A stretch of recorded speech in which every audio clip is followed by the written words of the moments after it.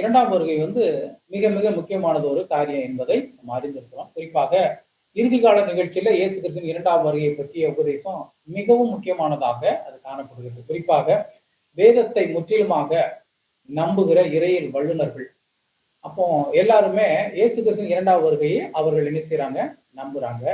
இதை நாம் இறுதி கால நிகழ்ச்சியிலிருந்து இறுதியியல் படிப்புல இருந்து அதை பிரிக்க முடியாது. ஆமா, இந்த இறுதி கால நிகழ்ச்சி எண்ட் டைம்ஸ் காரியங்கள்ல இருந்து நம்ம இதை பிரிக்க முடியாது. அதோட உள்ள ஒரு தொடர்புள்ள ஒரு காரியமாக இருக்கு. இதோட ஒன்று கொண்டு இணைந்து படிப்படியாக இருக்கிறது மட்டுமல்ல, கிறிஸ்தவர்களை நம்பிக்கைக்குரிய ஒரு காரியமா இருக்கு. நமக்கு ஒரு ஹோப்பு, என்ன நம்பிக்கை? ஆமா, எதுக்கு சபைக்கு வாரோம்? ஒரு நம்பிக்கை, ஆண்டவர் இன்னைக்கு வந்தா நம்மளை எடுத்துக்கொள்வாரு. நம்ம என்ன செய்யறோம்? சபையாரோடு சேர்ந்து நம்ம இந்த கிறிஸ்துவோடைய அடிச்சுவடுகள்ல வாழ்ந்து கொண்டு இருக்கிறோம். அந்த போதனைகளை கேட்பதற்காக சபைக்கு போறோம். தேவனோட ஐக்கியமா இருப்பதற்காக சபைக்கு போறோம். நமக்கு அறியாதவைகளை இந்த உபதேசங்களை தெரிந்து கொண்டு அதன் பிரகாரம் நடப்பதற்கு போறோம். அப்ப அந்த சபை நடத்தப்படுகிற ஒரு நம்பிக்கை என்னன்னா, கர்த்தர் ஒருவர் நம்மை எடுத்துக்கொள்வார் அப்படின்னு. அப்ப இயேசு கிறிஸ்து மீண்டும் வருகிறார் என்ற நம்பிக்கை தர வேண்டிய அல்லது நம்பிக்கை கொடுக்கிற ஒரு உபதேசமாக இது காணப்படுது. அவர் வராவிட்டால் ஒன்றுமே இல்லை, ஆகவே அவர் வருகிறவராக இருக்கார். வரலன்னா ஒண்ணுமே கிடையாது. பாருங்க, அவன் இஷ்டம் போலத்தான் என்ன செய்வான், வாழ்வான். பரலோகம் போக வேண்டும் என்ற கட்டாயத்தின் பேர்ல அதற்காகத்தான் நம்ம போராடி என்ன செய்யறோம், இப்படி ஒரு வாழ்க்கையை தேர்ந்தெடுத்து நம்ம வாழ்ந்து கொண்டிருக்கிறோம். இல்லைன்னா நம்ம என்ன செஞ்சிருவோம்னா அதை உதாசீனப்படுத்திடும். அப்போ இது இயேசு கிறிஸ்து இரண்டாம் வருகை ஒரு துவக்கமாக இருக்குது. இந்த இரண்டாம் வருகையை தொடர்ந்துதான் அநேக காரியங்கள் தொடர்ந்து இறுதிகால நிகழ்வுகளாக காணப்படுது. இதை நாம் வேதத்துல மிக முக்கியமானது ஒரு கருத்தாக பார்க்கின்றோம். இயேசு கிறிஸ்துவின் இரண்டாம் வருகை என்ற ஒரே வார்த்தை பழைய ஏற்பாடு மற்றும் புதிய ஏற்பாட்டிலும் பார்க்க இயலவில்லை. இது காணாது, கண்டுபிடிக்க முடியல. அதாவது இரண்டாம் வருகைங்கிறது கரெக்டா அந்த வார்த்தையை மென்ஷன் பண்ணி காணப்படல. கர்த்தருடைய நாள், தேவனுடைய நாள், அனுகிரக நாள், இப்படி நிறைய இருக்குது. ஆமா, ஆனா இந்த இரண்டாம் வருகை என்ற ஒரே வார்த்தை பழைய ஏற்பாடு மற்றும் புதிய ஏற்பாடுன்னு அதை பார்க்க முடியாது. ஆனாலும் வசனங்கள் மிக தெளிவுபட அவர் மீண்டும் வருவார் என்பதை சொல்லுது.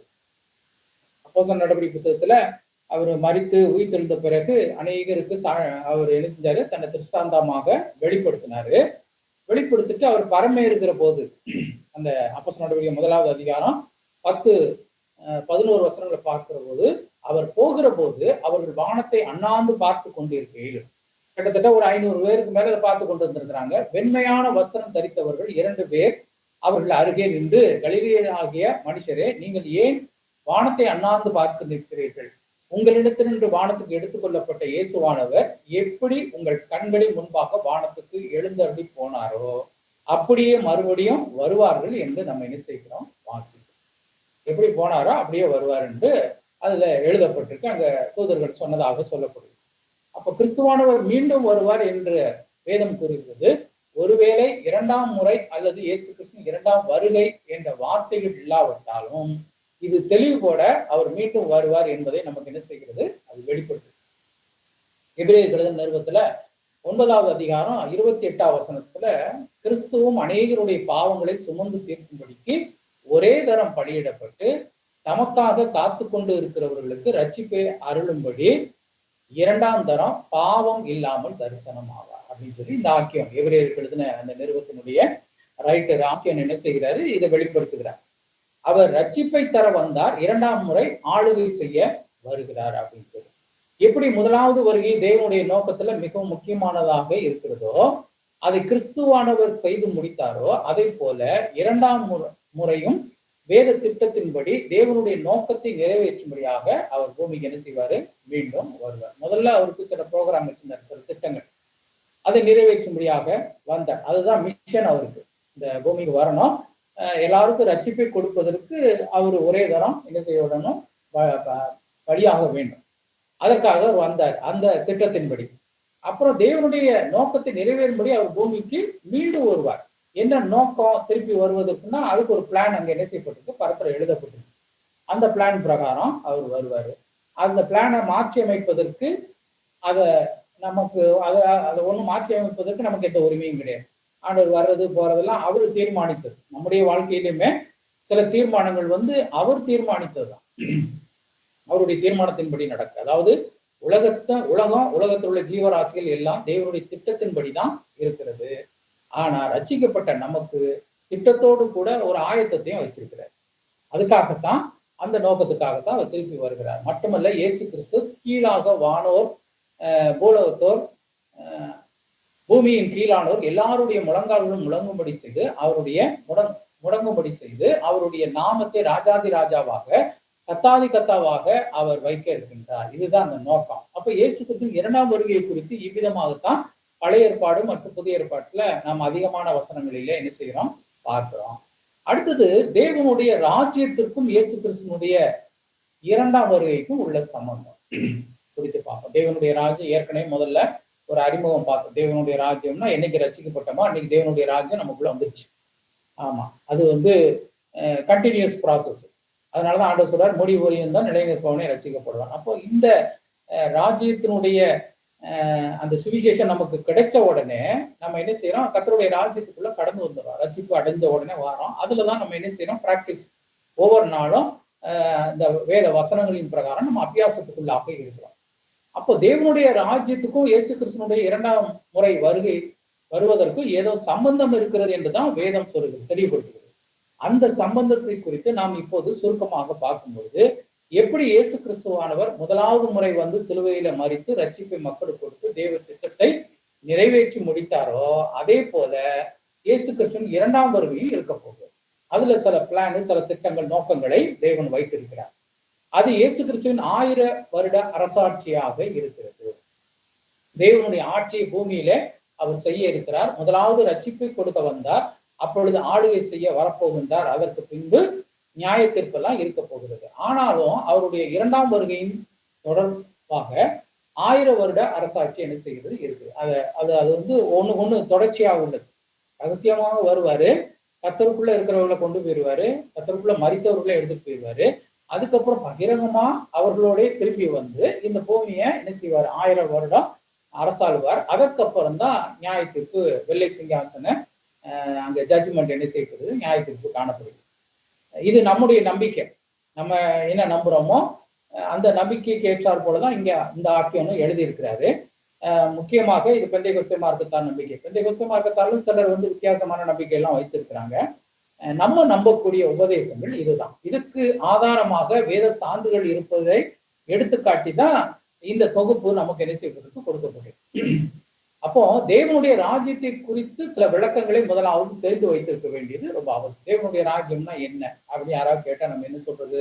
அப்போ அதுக்குரிய விளக்கத்தை இங்க பார்க்க போறோம். முதலாவது நம்ம அறிய வேண்டாத, அப்போ தேவன் உலகளாவிய அரசாங்கத்தின் தேவனாக இருக்கிறார். Universal kingdom of God. உலகம் முழுவதும் ஒரே நபர் தான் ஆள போறாரு. அது நம்ம இயேசுவாக இருக்கிறார் என்று சொல்லி வேதம் அடிப்படையாக இதை வெளிப்படுத்துகிறது.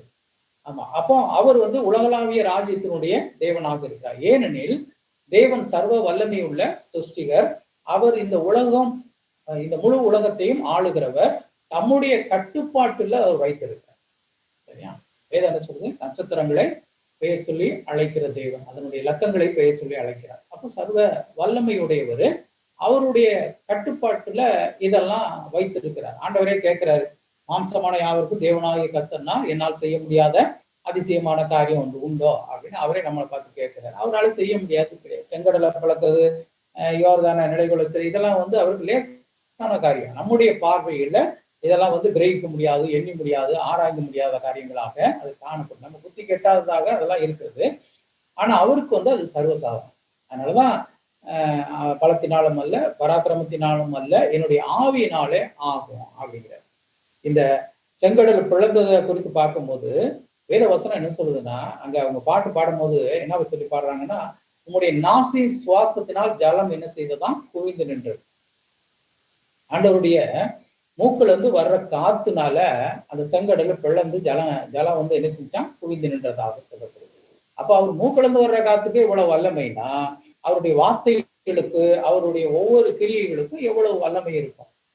இது நமக்கு வேதம் நல்ல தெளிவாக வெளிப்படுத்துகிறது. இவை குறித்து நம்ம வேதத்துல மீண்டும் மீண்டும் வாசிக்கிறோம். தாவீது தேவனை புகழ்ந்து பாடும் பொழுது தேவனுடைய தாராள ஆசீர்வாதத்தை குறித்து அவர் இவ்விதமாக கூறுகிறார். 1 நாளாகமத்தின் புத்தகத்துல 29வது அதிகாரம் 11-12 வசனங்கள்ல, கர்த்தாவே, மாட்சிமையும் வல்லமையும் மகிமையும் ஜெயமும் மகத்துவம் உம்முடையவைகள். வானத்திலும் பூமியிலும் உள்ளவைகள் எல்லாம் உம்முடையவைகள். கர்த்தாவே ராஜ்யமும் உம்முடையது, தேவரீர் எல்லாருடைய தலைவராக உயர்ந்திருக்கிறீர், ஐஸ்வர்யமும் கனமும் உம்மாலே வருகிறது, தேவரீர் எல்லாவற்றையும் அவர் ஆளுகிறவர், உம்முடைய கரத்திலே சத்துவமும் வல்லமை உண்டு, எவரை மேன்மைப்படுத்தும் பலப்படுத்தும் உம்முடைய கரத்தினால ஆகும். யாரையும் ரட்சிப்பதும் ரட்சிக்காமல் இருப்பதும் மேன்மைப்படுத்துவதும் உன்னதங்களை கொண்டு போய் உட்கார செய்வது எல்லாம் அவருடைய கரத்தின் கிரியைகளாக இருக்கு. அவருடைய கரத்தினால இது ஆகும். அப்படி தாவீது இஸ்ரவேல் தேவனை, ஐஸ்வர்யத்தின் தேவனை இவ்விதமாக அவர் புகழ்ந்து பாடுகிறார். தன்னுடைய அனுபவத்திலிருந்து தாவீதினுடைய பாடல் கிட்டத்தட்ட 72 பாடல். அதெல்லாம் சும்மா இப்போ உள்ள இந்த சினிமாக்காரங்க எழுதுற மாதிரி இல்ல கவிதை எழுதுற மாதிரி எல்லாம் கிடையாது. அனுபவபூர்வமாக தன் வாழ்நாளில அனுபவித்த காரியங்களை அவர் தொகுத்து என்ன செய்கிறாரு, தன் சொந்த வரிகள்ல அவர் சொல்லி இன்னொருத்தர்லாம் எழுதல, தன்னுடைய சொந்த வார்த்தைகளை அவர் என்ன செய்யறாரு அங்க பாடல்களாக எழுதி அதை பாடுவதற்கும் அவரு சில காரியங்கள் எல்லாம் செய்து வைத்தார்.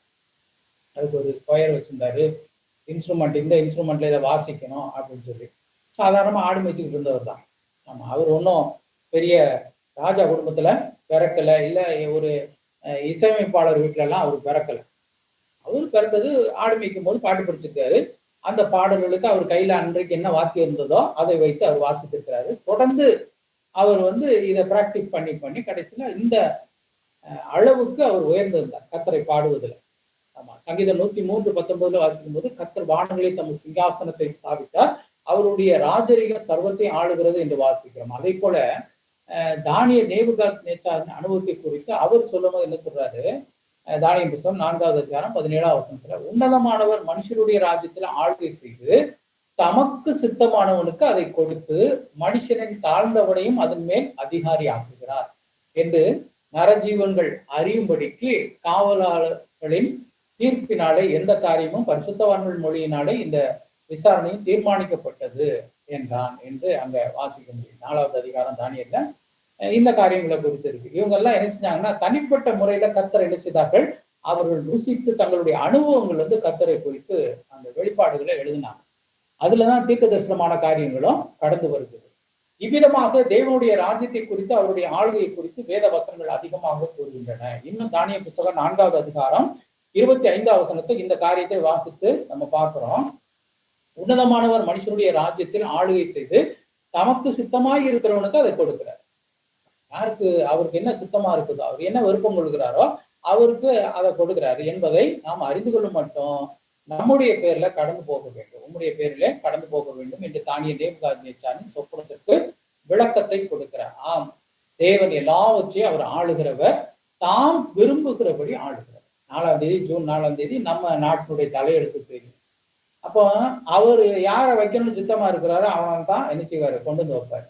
யாரை வேணான்னு தள்ளி விடுறாரோ அதுதான் கர்த்தருக்கு சித்தமானதுதான் இந்த பூமியில நடக்கும். அதை டிஸ்டர்ப் அதை அந்த ஒழுங்கின்மையாக மாற்றுவதற்கு தான் பிசாசு என்ன செய்யறான், போராடி கொண்டிருக்கிறார்.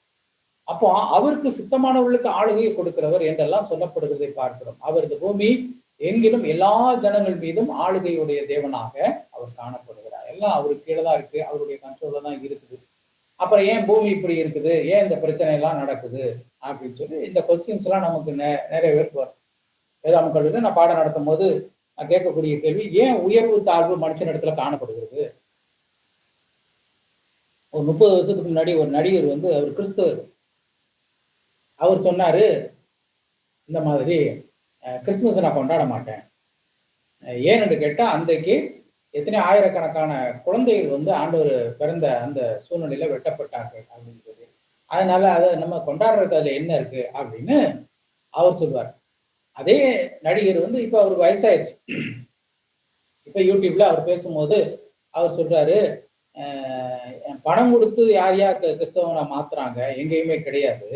அப்படி பணம் கொடுக்குறான்னு சொல்லு, நானும் அந்த பணத்தை வாங்கிக்கிறேன் அப்படின்னு சொல்லி அவர் சொல்றாரு.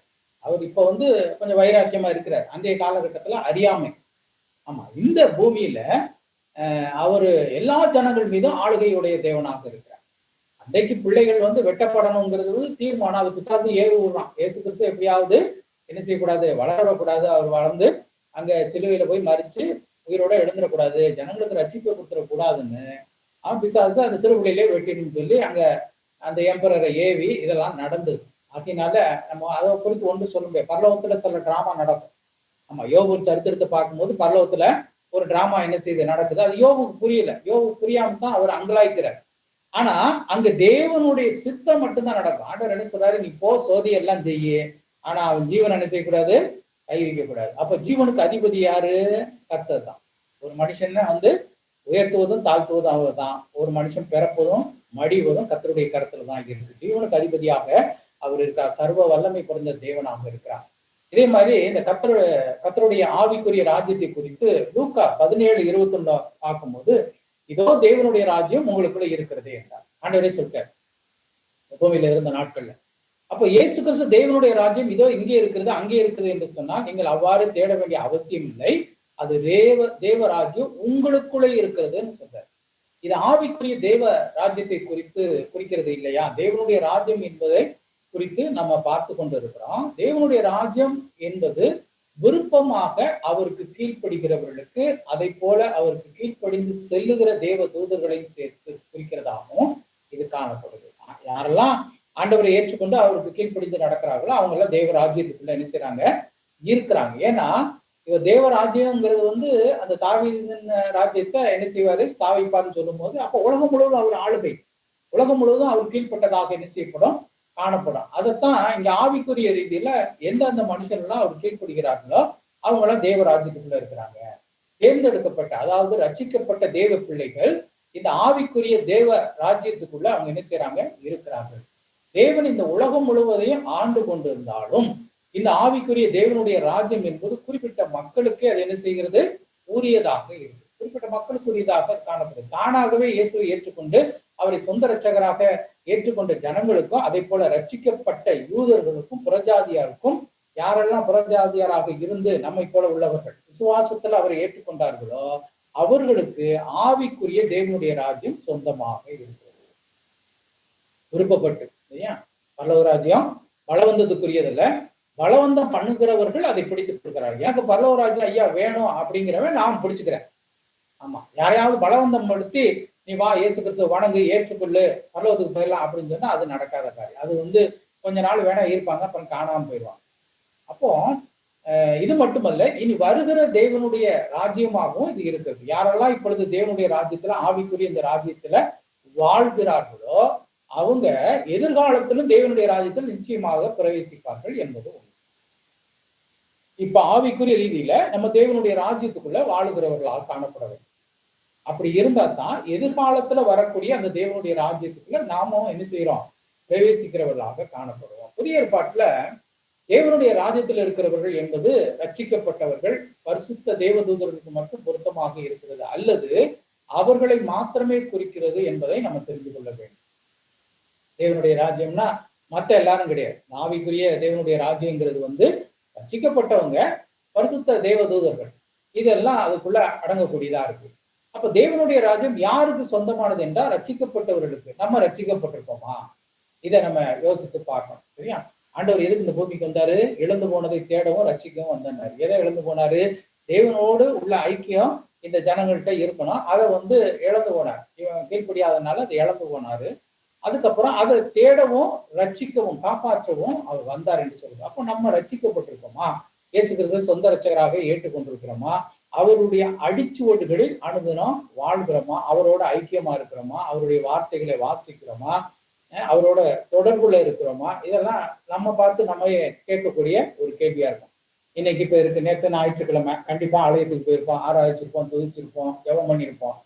ஆமா, அதே சமயத்துல பாடல் எல்லாம் பாடியிருப்போம். இப்ப இன்று திங்கட்கிழமை, ஆமா இன்று திங்கட்கிழமைனா உலகத்துலதான் இருக்கிறோம். ஆவிக்குரியதுல நம்ம வாழ்ந்தாலும் உலகத்துல என்ன செய்கிறோம், செய்ய வேண்டிய காரியங்கள் காலையில எந்திரிச்சு ஜெபிச்சோமா, வேத வாசிச்சோமா, இல்ல இப்ப நமக்கு கிடைக்கக்கூடிய நேரங்கள்ல நம்ம அந்த காரியங்கள்லாம் தேவனோட ஐக்கியமா இருந்தோமா, இதெல்லாம் நம்ம இந்த ரட்சிப்புங்கிறது தான் இதை கொண்டு வரக்கூடியது. அப்போ நம்ம ரட்சிக்கப்பட்டிருக்கிறோமா அப்படிங்கிறத சிந்தித்து பார்க்கணும். நிறைய பேர் கிறிஸ்தவர்களா இருப்பாங்க, ஆடுவாங்க, பாடுவாங்க, உபவாசிப்பாங்க, தங்களுடைய ஆசீர்வாதத்துக்காக ரொம்ப ஊக்கமா ஜெயிப்பாங்க, அப்படி போய்கிட்டே இருப்பாங்க. ஆனா கர்த்தருக்காக எதையும் செய்ய மாட்டாங்க. அதெல்லாம் செய்வாங்க, ஆனா தேவனுக்காக எதையும் செய்ய மாட்டார்கள். தேவனுக்காக வாழ முயற்சிக்கவும் மாட்டார்கள். தேவ சித்தம் செய்வதுதான் முக்கியம் என்பதை அவர்கள் உணரவும் மாட்டார். ஆண்டவருடைய சித்தம் கண்டுபிடிச்சாத்தானே அதை உணர முடியும். அந்த சித்தத்தை கண்டுபிடிக்கும். ஒன்றான மெய் தேவனை அவர் என்ன சித்தம் நம்ம மேல வைத்திருக்கிறார் என்பதை அறிந்து கொள்ள வேண்டும். நம்ம அறிந்து கொள்வது ரொம்ப அவசியமா இருக்கு. இதைத்தான் அப்போஸ்தலனாகிய பவுலும் பேதுருவும் சொல்றாரு, அவரை அறிகிற அறிவுல நீங்க வளருங்க, தேவனுடைய சித்தத்தை அறிகிற அறிவுல நீங்க வளருங்க அப்படின்னு அவங்க குறிப்பிடுகிறாங்க. இப்படியாய் கிறிஸ்தவர்களும் இருக்கிறவர்களும் இப்படி இருக்கிறவங்களும் கிறிஸ்தவங்க தான். ஆனா அவர்கள் தேவனுடைய ராஜ்யத்துல பங்குள்ளவர்களாக இருக்க முடியாது என்பதை புரிந்து கொள்ள வேண்டியது. கோவில இருக்கும்போது அவங்க நல்லா ஜெபம் பண்ணுவாங்க, ஆடி பாடுவாங்க, துதிப்பாங்க, வேதம் வாசிப்பாங்க, எல்லாம் செய்வாங்க. ஆனா ஆண்டவருடைய சித்தம் அறியாம அவங்க வாழ்ந்து கொண்டு இருக்கும் பொழுது அதை அவங்க வந்து பரலோக ராஜ்யத்துக்கு அவர்களை ஏற்றுக்கொள்வது கடினமான காரியமாக இருக்கு. ஆகவே இயேசு கிறிஸ்துவை சொந்த ரட்சகராக ஏற்றுக்கொள்ள வேண்டியது ரொம்ப அவசியம். அவருடைய சித்தத்தை அறிந்து சித்தத்தின் பிரகாரம் செயல்பட வேண்டியது இன்னும் அவசியமான ஒரு காரியமா இருக்கு. இதை தொடர்ந்து தாவீதின் ராஜ்யத்தை குறித்து நம்ம கொஞ்சம் பார்க்கும் பொழுது, தாவீதின் ராஜ்யம் என்பது உலகளாவிய தேவனுடைய ராஜ்யத்தின் ஒரு துணை பிரிவாக இருக்கு. அதாவது அது ஒரு தேசத்துக்கு ஒரு ஆளுகை, ஒரு குறிப்பிட்ட இடத்துல ஒரு ஆளுகைக்குரியதாக இருக்கிறது. ஆனா உலகளாவிய அந்த தேவனுடைய ராஜ்யத்தை ஒத்து பார்க்கும்போது அது ஒரு சின்ன துணை பிரிவாக இருக்கு. ஒரு தேசத்துல இப்ப நம்ம ஊர்ல வந்து மத்தியில ஒரு அரசாங்கம் இருக்குது. அப்ப அங்கங்க மாநிலத்துல ஒரு அரசாங்கம் இருப்பது போல ஒரு மெயின் அதுக்குள்ள சப்டிவிஷனாக வந்து அந்த தாவீதினுடைய ராஜ்யம் இருக்குது. தேவன் உலகம் முழுவதையும் ஆளுகிறார் என்று ஏற்கனவே நம்ம முதலாவது பிரிவுல கற்றிருக்கிறோம். இந்த உலகளாவிய பிரிவின் ஒரு ராஜ்ய பிரிவாக தாவீதின் ராஜ்யம் என்பது இருக்கிறது. தாவீதின் காலத்துல அவர் ராஜாவாக நியமிக்கப்பட்ட காலத்துல இருந்தது போல இந்த இஸ்ரவேல் ஜனங்கள் தாவீதின் ராஜ்யத்துல காணப்படுகிறதாக இருக்கும். தாவீதின் குமாரனாகிய இயேசு கிறிஸ்துவனுடைய ஆளுகை உடையதாக இருக்கிறது. இதுல தாவீதின் ராஜ்யத்துல எப்படி ரட்சிக்கப்பட்டவர்களும் ரட்சிக்கப்படாதவர்களும் தாவீதின் ஆளுகையின் கீழே இருந்தார்கள் அல்லவா, அதை போன்றது ஒரு சூழ்நிலை இயேசு கிறிஸ்துவின் இரண்டாம் வருகையில என்ன செய்யும் நடக்கும். அதாவது தாவீது ஆண்ட அந்த ராஜ்யத்துல ரட்சிக்கப்பட்டவர்கள் இருந்தாங்க, படாதவர்கள் இருந்தாங்க. அதாவது ஆண்டவர் ஆராதிக்கிறவர்களும் ஆராதிக்காதவர்களும் பிரஜாதியார் இருந்திருக்கிறாங்க. தாவீதினுடைய ஆளுகை கீழே ஆண்டவரை ஏற்றுக்கொண்டு அந்த யூத மார்க்கத்தார் அவர்களும் இருந்தாங்க. அப்ப அதை போன்றது ஒரு சூழ்நிலை இயேசு கிறிஸ்து இரண்டாம் வருகையின் போது அது காணப்படும். ஆனா ரட்சிக்கப்படாதவர்கள் எல்லாம் நியாய தீர்ப்பின் கீழ் வந்து அவர்கள் என்ன செய்யப்படுவார்கள், அகற்றப்படுவார். ஆனா இயேசு கிறிஸ்துவின் 1000 வருட அரசாட்சி நடைபெறுகிறதாக இருக்கிறது. தாவீதின் ராஜ்யம் என்பது தேவனுடைய ராஜ்யமாக இருக்கிறது. அதுதான் அதனுடைய மறைமுக அர்த்தமாக என்ன செய்யப்படுகிறது, காணப்படுது. அப்ப தேவன் வந்து தாவீதின் வழியாக தாவீதை பிரதிநிதியாக கொண்டு முன்பு ஆளுகை செய்தது போல தேவனுடைய பெயரில இந்த ஆளுகை இருக்கிறதாக அது காணப்படும். அப்போ இது தாவீதின் ராஜ்யம். இயேசு கிறிஸ்துவினுடைய இரண்டாம் வருகையின் போது இந்த 3 வித ராஜ்யத்தின் காரியங்களும் காணப்படும். என்னவென்றால் தேவனுடைய அரசியல் ரீதியான ஆளுகை பூமி எங்கிலும் அவருடைய சிருஷ்டிப்பின் மீது வரும். அதாவது நம்ம பார்க்கக்கூடிய இந்த உலக அரசியல், இந்த உலக அரசாங்கங்கள்லாம் பார்க்கிறோம்ல, இது மாதிரி தேவனுடைய அரசியல் ரீதியான ஆளுகை பூமி எங்கும் அவருடைய சிருஷ்டிப்பின் மீது அது கடந்து வரும். அதே போல ஆவிக்குரிய தேவ ராஜ்யமும் வருகிறதாக இருக்குது. அது வந்து நம்ம பார்க்கக்கூடியது. இது வந்து ஆவிக்குரியது, பார்க்க முடியாதது. அதாவது இயேசு கிறிஸ்துவின் இரண்டாம் வருகையில ஆரம்பத்தில் எப்படி இருந்ததோ அதே போல இயேசு கிறிஸ்து கொண்டு வருகிற இந்த அரசாட்சியில் ரட்சிக்கப்பட்டவர்கள் மாத்திரமே பங்கு பெறுவர்களாக இருப்பார்கள். சரியா? இப்ப எந்த கட்சி ஆளுகைக்கு வருதோ அந்த கட்சி சார்ந்த பிரதிநிதிகள் தான் அந்த மந்திரிகளாகவும் அவங்க என்ன பொறுப்பு ஒப்படைக்கிறாங்களோ அந்த பொறுப்பின் பிரகாரம் அரசியல் பண்ணி அந்த அரசாங்கத்தை நடத்துகிறார்கள். இதே மாதிரி அந்த எடுத்துக்கொள்ளப்பட்டவர்கள் ஆண்டவருடைய இரண்டாம் வருகைக்கு பின்பு இந்த ஆட்சி நடக்கும். அதுல யாரு பங்கு பெறுவார்கள்னா ரட்சிக்கப்பட்டவர்கள் மாத்திரமே பங்கு பெறுவர்களாக இருப்பாங்க. அப்ப 1000 வருட அரசாட்சி இப்படித்தான் இருக்குது. அதற்கு முன்பதாக நியாயத்திற்கு நடந்து முடிந்து விடுகிறது. ஆகவே பாவிகளும் இயேசுவை சொந்த ரட்சகராக ஏற்றுக்கொள்ளாதவர்களும் நியாய தீர்ப்பில் என்ன செய்வார்கள், பங்கடைவார்கள். அதை தொடர்ந்து 1000 வருட அரசாட்சி நடைபெறுகிறத நம்ம என்ன செய்கிறோம், வேதத்துல பார்க்கிறோம். அதாவது என்ன செய்யறாருன்னா, முதல்ல ஆண்டவர் என்ன செஞ்சாரு, அங்க தேவனை பின்பற்றுகிறவர்கள் அவருடைய அடிச்சுவடுல இருந்து கர்த்தருடைய பிள்ளைகளை அவர் எடுத்துக்கிறார். அதுக்கு முன்னாடி மரித்தவர்கள் அந்த ரகசிய வருகையில 2 பேரும் எடுத்து மத்திய ஆகாயத்துக்கு போயிட்டு அந்த 7 ஆண்டுகள் கழிச்சு பக்கிரகமாக வருகிறாரு. வந்து அந்த எடுத்தவர்களை கொண்டு அந்த பூமியில இருக்கிற ஜனங்களை என்ன செய்யறாரு, ஆளுகை செய்ய. அப்ப இது ஒரு நியாய தீர்ப்பு தான். அவங்களை ஆளுகை செய்யறதே ஒரு நியாய தீர்ப்பு தான். அந்த 1000 வருடம் அந்த அரசாட்சி இருக்கும் என்று வேதத்துல குறிப்பிடப்பட்டிருக்கு. இதை அடுத்து நம்ம இயேசு கிறிஸ்துவினுடைய 2ஆம் வருகை குறித்து பழைய ஏற்பாட்டுல சொல்லப்பட்ட சில காரியங்களை நம்ம பார்க்கும்போது உத்தர காலத்தை குறித்த அநேக வார்த்தைகள் சொல்லப்பட்டிருக்கு. அது என்னன்னா, கர்த்தருடைய நாள் அப்படின்னு ஓபதியால, யோவேல்ல, ஆமோஸ்ல, ஏசாயா, செப்பனியா போன்ற இருக்குது. அடுத்தது உத்தர காலத்தை குறித்த உபாகம், அதுல உபாகம் 4:30 சொல்லப்பட்டிருக்கு. செப்பனியா 1:16 பிரசவ வேதனை போன்ற அப்படின்னு சொல்லி அதை சொல்லப்பட்டிருக்கு.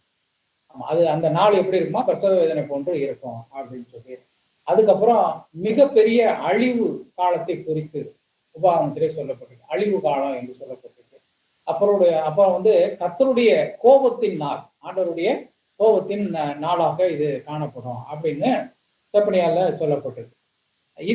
இது போக இயேசு கிறிஸ்துவினுடைய வருகையை குறித்து முன்பே பழைய ஏற்பாட்டில் சொல்லப்பட்டிருக்கிறதையும் நம்ம கற்றுக்கொள்வோம். ஆமா, ஆதியாகமத்துல 3வது அதிகாரம் 15ஆம் வசனத்திலே அங்கேயே ஆரம்பிச்சிருச்சு. அங்கேயே தேவனுடைய திட்டம் என்ன செய்யப்படுது, ஆரம்பமாயிருச்சு. பழைய ஏற்பாட்டுல இருந்தே கர்த்தருடைய வெற்றியை குறித்து நம்ம பார்க்கிறோம். மேலும் சாத்தான் மீது இறுதியான அவருடைய வெற்றியை குறித்து வேதம் சொல்லுகிறது. நம் ஏதேன் தோட்டத்திலிருந்து சாத்தானுக்கு மேல கர்த்தர் கொடுத்த அந்த சாபத்திலிருந்து, நியாய தீர்ப்பிலிருந்து அவருடைய வெற்றி அங்கேயே ஆரம்பமாகிறத நம்ம பார்க்கிறோம். இதை தொடர்ந்து சாத்தான் முழுவதுமாக கடைசியில அழிக்கப்படுவதற்கு முன்னர் அவனுடைய தலை நசுக்கப்படுவதை குறித்தும் ஆதியாகமம் 3:15 சொல்லப்படுது. உனக்கும் ஸ்திரீக்கும் உன் வித்துக்கும் அவள் வித்துக்கும் பகை உண்டாக்குவேன், அவர் என்ன செய்வாரு, உன் தலையை நசுக்குவார், நீ அவர் குதிங்காலை நக்குவாய் என்று அங்க வெளிப்பாடு கொடுக்கப்பட்டது. சாத்தானுடைய வீழ்ச்சி அப்போதே சொல்லப்பட்டு விட்டது, அப்போதே சொல்லையாச்சு. அவனுடைய தலை நசுக்கப்படுவதை அப்பொழுதே கர்த்தர் தீர்க்கதரிசனமாக அங்கே கூறி அது எழுதப்பட்டு நம்முடைய கரங்களிலே அந்த வேதம் இருக்குது. இந்த சாத்தானுடைய தலை நசுக்கப்பட்டதோடு கூட தேவன் கடைசியில அவனை முற்றிலுமாக அடிப்பதற்காக இப்பொழுது ஒருவேளை தீமையை சாத்தான் அவர் ஓரளவு அனுமதித்து கொண்டிருக்கிறார். அவன் தலை நசுக்கப்பட்டுருச்சு, ஏற்கனவே நசுக்கியாச்சு. ஆனாலும் அவனுடைய செயல்பாடுகள் பூமியில் இல்லாமல் இல்லை, செயல்பட்டு கொண்டுதான் இருக்குது. எப்படியாவது செயல்பட்டு கர்த்தருடைய, அதுவும் குறிப்பா கர்த்தருடைய பிள்ளைகளை அந்த ரட்சிப்பிலிருந்து அவருடைய வெளியே கொண்டு வந்துரும் அப்படிங்கிறதுல ரொம்ப தீவிரமா என்ன செய்யறான், அவன் செயல்பட்டு கொண்டிருக்கான். ஆனாலும் தேவ அனுமதியின் பேரில் தான் குறிப்பாக விசுவாசியின் வாழ்வில் அவன் தலையிட முடியும். இவ்விதமாக தீமை காணப்பட்டு கொண்டிருந்தாலும் இறுதியாக தேவன் அவனை நியாயம் தீர்த்து நரகத்துல தள்ளப்படுவான். இப்ப நமக்குள்ள வரும். ஆமா, இப்ப ரட்சிக்கப்பட்டிருக்கிறோம், ஆண்டவரை ஏற்றுக்கொண்டிருக்கிறோம். பிசாசு எப்படி நம்மளை தொந்தரவு பண்ணுவான்? ஆண்டவர் தான் நமக்கு பாதுகாப்பு கொடுக்குறாரு, தேவ தூதர்களை நமக்கு காவலாகலாம் வைத்திருக்கிறாரு அப்படின்னு. ஆண்டவர் கூடயே தான் இருந்தாங்க. 3.5 ஆண்டுகள் கூட தான் இருந்தாங்க. அப்போ யூதாசுக்குள்ள அங்க சாத்தான் புகுந்ததையும் வேதம் குறிப்பிடுகிறது. அதே மாதிரி பேதுருவிட்ட ஆண்டவர் இந்த விளக்கங்கள்லாம் கொடுக்குறார். நான் அந்த மாதிரி அடிக்கப்படணும், அப்போ ரத்த சுத்தணும், இந்த பாடுகளை குறித்து அவர் பேசி முடிச்ச உடனே அவர் என்ன சொல்றாரு, இதெல்லாம் நடக்கக்கூடாது ஆண்டவரே அப்படின்னு ரொம்ப தீவிரமா போறார். அப்போ ஆண்டவர் அப்பால போ சாத்தானுங்கிறார். அப்போ இது எப்படினாலும் நமக்கு அந்த எங்க சின்ன இடைவெளி கிடைக்கும், அது உள்ள பிசாசு என்ன செஞ்சிடும், உள்ள அவன் வேலையை காட்டுவான். 2வது, நம்முடைய இருதயத்துல உள்ளது அவனுக்கு தெரியாது. பிசாசு எப்படி தாக்குவான்னா, நம்ம இருதயத்துல என்ன இருக்கோ அதை அவன் அறியாம தான் இருப்பான். நம்ம சிந்தனையில உள்ளது அவனுக்கு தெரியாது. இருதயத்துல உள்ளது, சிந்தனையில் உள்ளதெல்லாம் கர்த்தர் ஒருவர் மாத்திரமே அறிவார். ஆவியான தேவன் மட்டுமே அறிவாரு. அவர் ஊடுருவி சென்றாரு. இதெல்லாம் மனுஷன் போக முடியாத இடம். நம்ம ஸ்கேன் பண்ணி பார்த்தாலும் நம்ம என்ன நினைக்கிறோம்னு தெரியுமா, தெரியாது.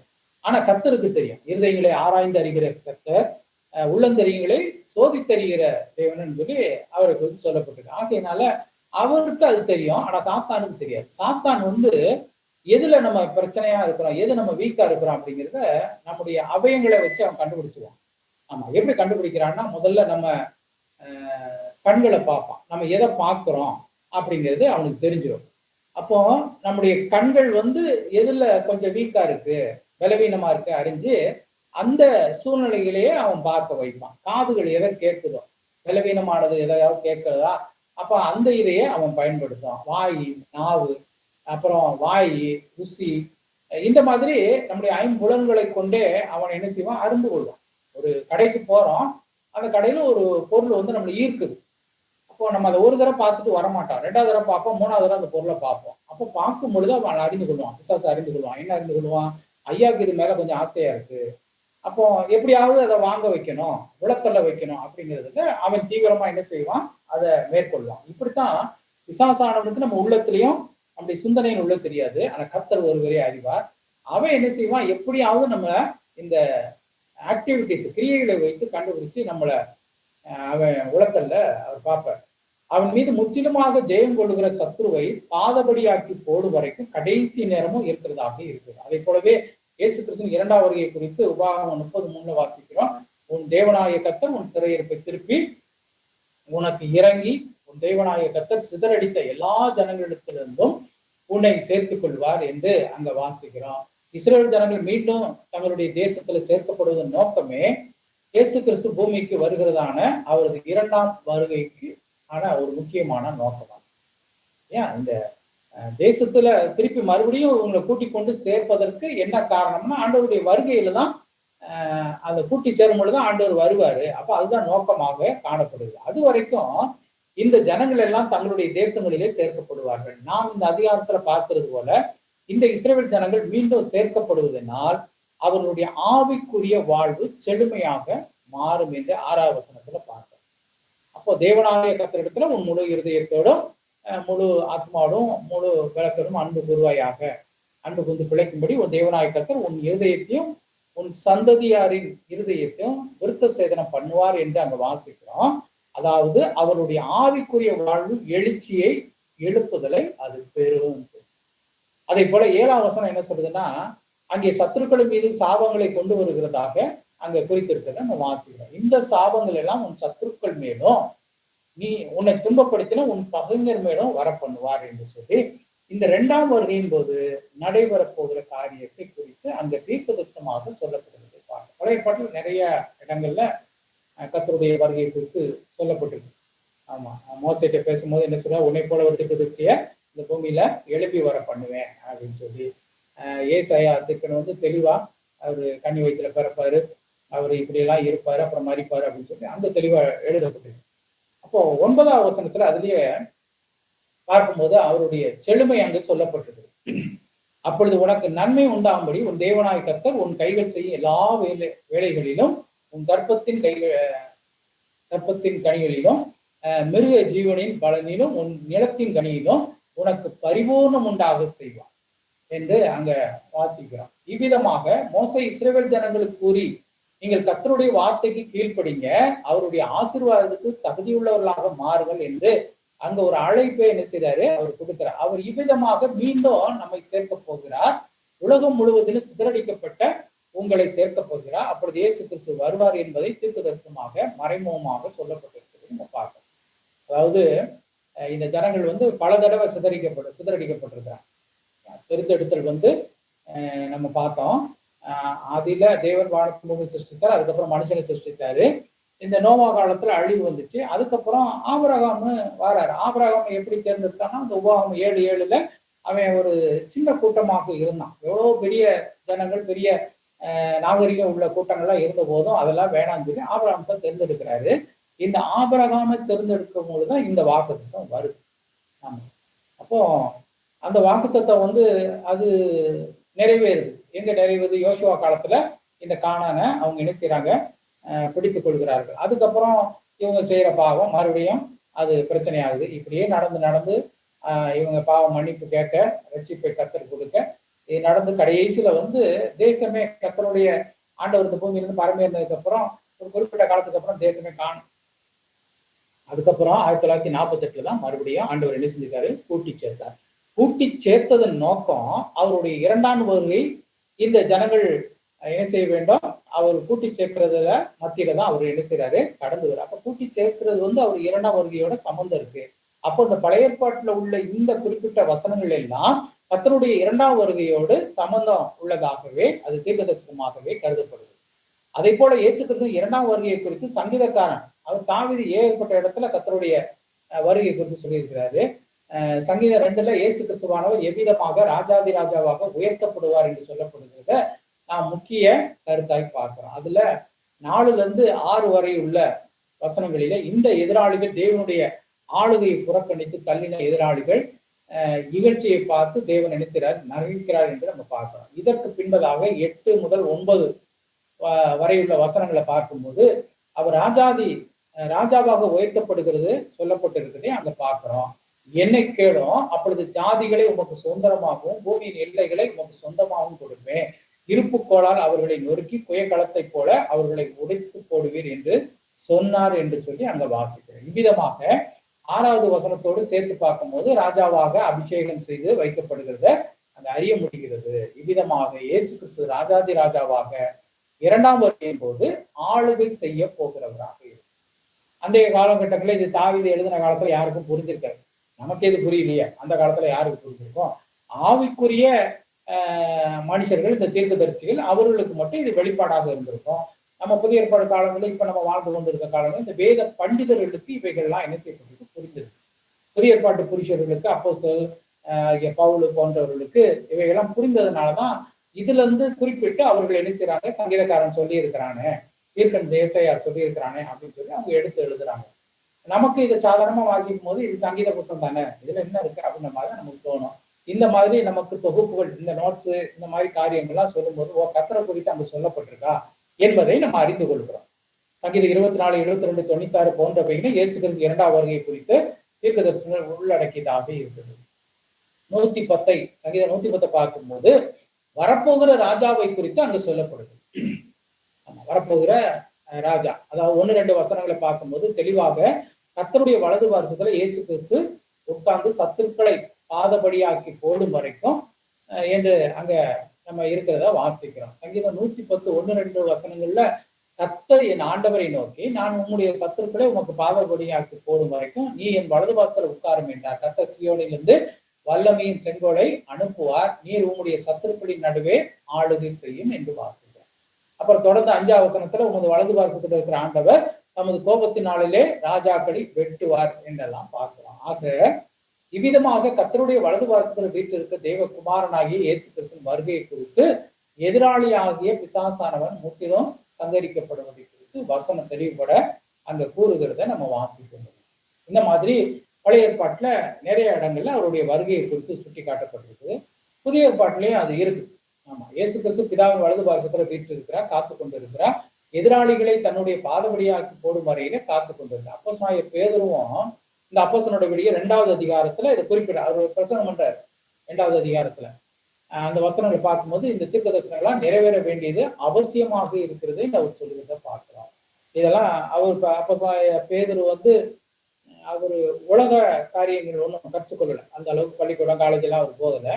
ஆனா வேதங்களை அவர் நல்லா கற்று தேர்ந்தார்.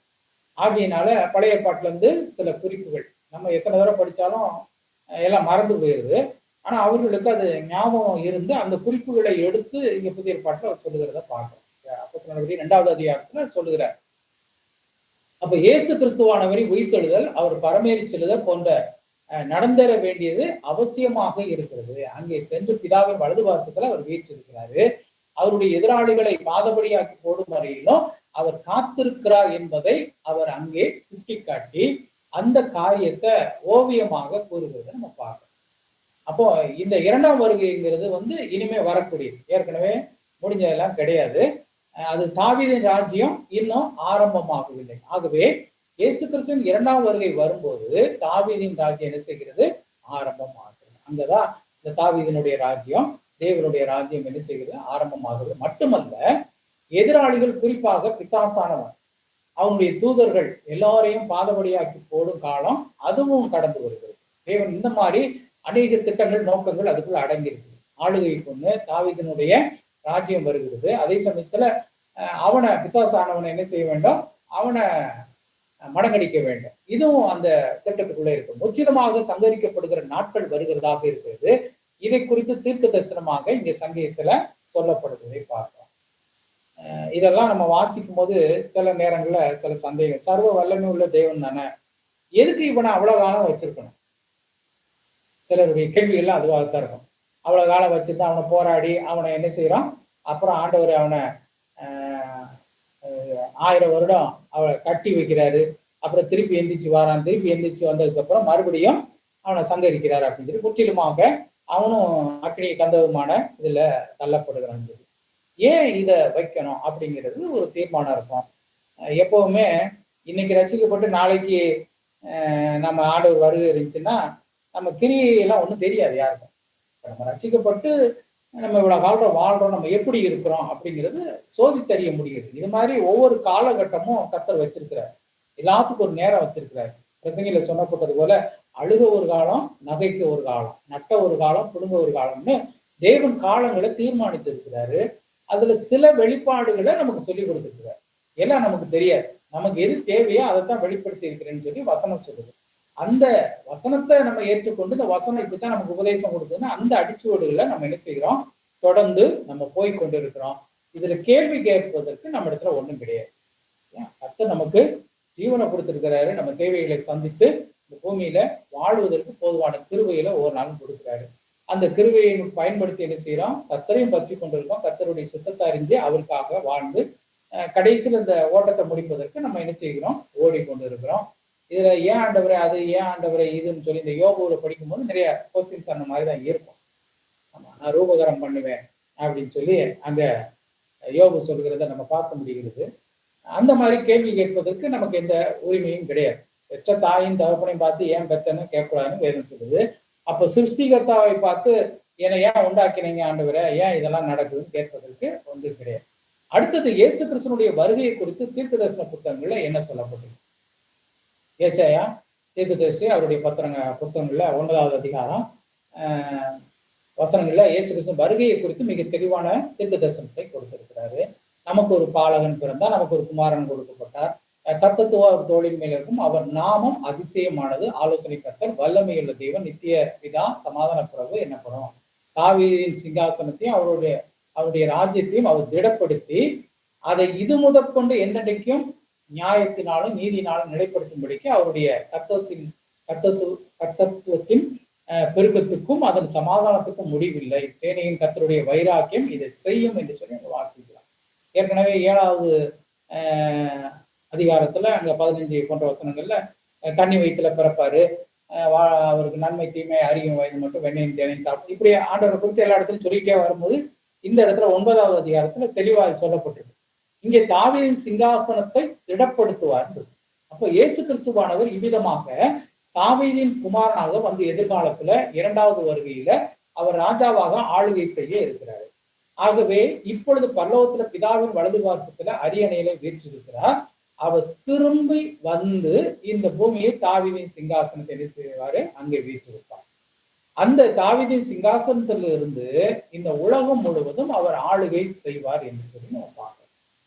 ஆமா, அதுதான் தாவீதினுடைய ராஜ்யத்தினுடைய விஸ்தரிப்பு. அங்க இருந்துகிட்டே ஆண்டவர் என்ன செய்வார், ஆளுகை செய்வார். இன்னும் கூட நம்ம பார்க்கும்போது இந்த 1000 வருட அரசாட்சியை குறித்து ஏசாயா என்ன செய்யறாரு, 22வது அதிகாரத்தில் சொல்றாரு. அப்புறம் அதுல இருந்து 12:6 வரைக்கும், 12:6லயும் அந்த வசனம் வரைக்கும் தெளிவாக இருக்குது. இதுல நம்பர் ஏதோ மாற்றி இருக்கு, நீங்க செக் பண்ணி பார்த்துக்கோங்க. அதுல எவ்வளவு ரொம்ப அழகாக சொல்லுதுன்னா அவருடைய உண்மையான நீதியான ஆட்சியை பற்றி சொல்லப்பட்டிருக்கு. அவரின் 1000 வருட அரசாட்சியில இந்த மிருகங்கள் அமைதியாக மாறிவிடுகிறது என்ற வசனங்களில் சொல்லப்பட்டிருக்கு. உதாரணமாக ஏசாயா 11வது அதிகாரம் 6-8 வசனங்களை வாசிக்கும் பொழுது அப்பொழுது ஓனாய் ஆட்டுக்குட்டியோட தங்கும், அந்த ஆட்சியில எப்படி இருக்கும் அப்படிங்கிறது. புலி வெள்ளாட்டுக்குட்டியோட படுத்துக்கொள்ளும், கன்றுக்குட்டியும் பாலசிங்கமும் காளையும் ஒருமித்து இருக்கும், ஒரு சிறு பையன் அவைகளை நடத்துவான், பசுவும் கரடியும் கூடி மேயும், அவைகளின் குட்டிகள் ஒருமித்து படித்துக் கொள்ளும், சிங்கம் ஆட்டை போல வைக்கோல்.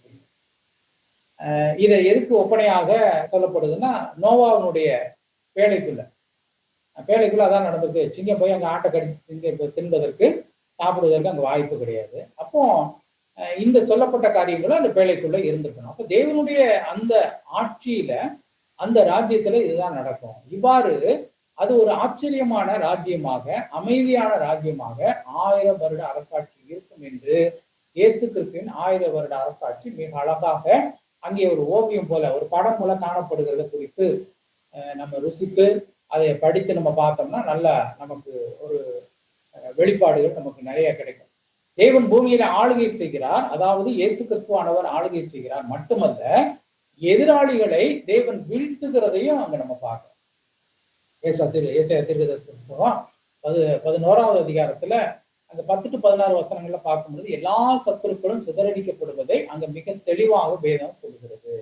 இதை தொடர்ந்து 12:1-6 வரைக்கும் பார்க்கும் பொழுது கர்த்தருடைய வெற்றி அங்கே அங்கீகரிக்கப்படுவதை குறித்தும் தேவனை புகழ்ந்து சொல்லப்படுவதை குறித்தும் நம்ம பார்க்கிறோம். இவ்விதமாக கர்த்தர் எல்லா ராஜாக்கள் மீதும் எல்லா எதிராளிகள் மீதும் குறிப்பாக சாத்தான் மீதும் முற்றிலுமாக வெற்றி பெறுகிற ஒன்றாக இது காணப்படுகிறது. அப்போ இவ்விதமாக கர்த்தருடைய வெற்றி இறுதியாக ஒரு நாளில் செய்யப்படக்கூடியதாக இருக்கிறது என்பதை நம்ம புரிந்து கொள்ள வேண்டியது அவசியமாக இருக்கு. தொடர்ந்து ஏசாயா தீர்க்கன் 63வது அதிகாரத்திலையும் அவர் எழுதுறாரு. அப்ப அங்க இயேசு கிறிஸ்துவின் வருகை துன்மார்க்கருக்கு நியாய தீர்ப்பு இருக்கும் என்று ஏசாயா தீர்க்கதரிசி ஒரு சொற்பொழிவை ஆற்றுகிறத அங்க காண முடிகிறது.